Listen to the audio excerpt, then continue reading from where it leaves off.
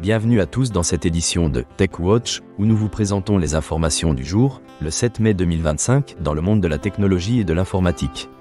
Commençons par une nouvelle marquante d'Apple. À partir de 2026, l'entreprise de Cupertino changera son cycle de lancement des iPhones.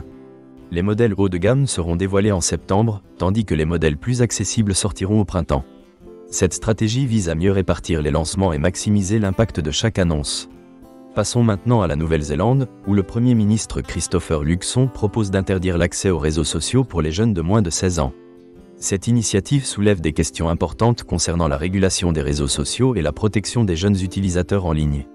En parlant d'innovation, la société Enisphere a réussi à lever 900 millions de dollars, portant sa valorisation à 9 milliards de dollars, grâce à son éditeur de code basé sur l'intelligence artificielle, nommé Cursor. Cet engouement pour l'intelligence artificielle attire de plus en plus d'investissements.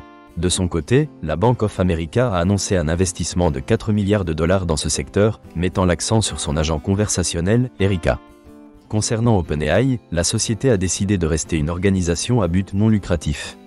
OpenAI deviendra une public benefit corporation, ce qui lui permettra d'aligner ses objectifs à long terme tout en préservant sa mission sociale initiale.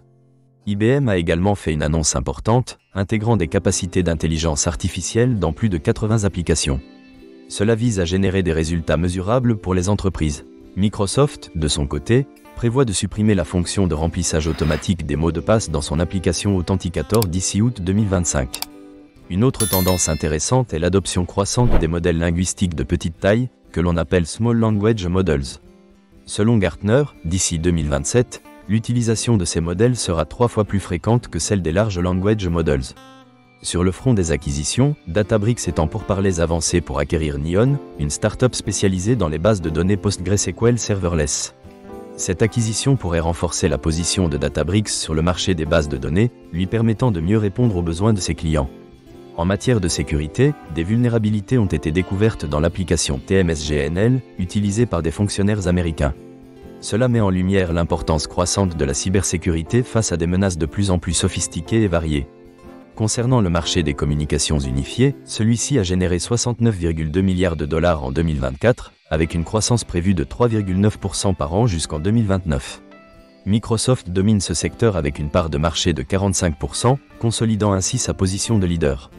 Enfin, Zoho a intégré plusieurs fonctionnalités d'intelligence artificielle dans sa plateforme de développement low-code, facilitant ainsi la création d'applications personnalisées pour les utilisateurs non techniques. Pour compléter notre bulletin, Microsoft a enregistré un chiffre d'affaires de 42,4 milliards de dollars pour son segment cloud, en hausse de 20% par rapport à l'année précédente. Par ailleurs, la société PMU a entrepris une transformation numérique en migrant vers le cloud d'Amazon Web Services, impliquant la réécriture de millions de lignes de code en COBOL. Merci de nous avoir suivis aujourd'hui dans TechWatch. Rendez-vous demain pour d'autres nouvelles passionnantes.